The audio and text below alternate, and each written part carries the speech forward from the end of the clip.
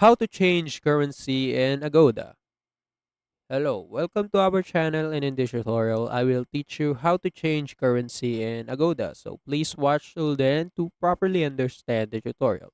And if you guys are wondering, you can check out the Agoda website using the link down there in the video description below, or you can download it from Google Play Store or App Store. So without further ado, let's get started. So right here, I'm on my Agoda homepage, and as you can see, the currency is actually on pesos. And if I want to change that, I can just go on settings right here. As you can see on the bottom part, you will see more. You can just click that. And after clicking that, just scroll down until you find the settings section. And as you can see under the settings section, the price display is currently at PHP or Philippine Peso.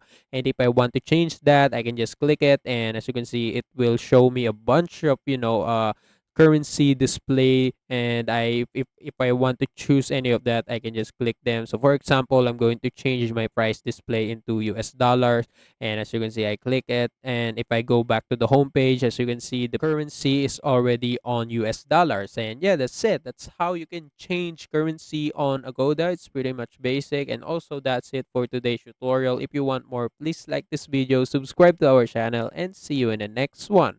Bye.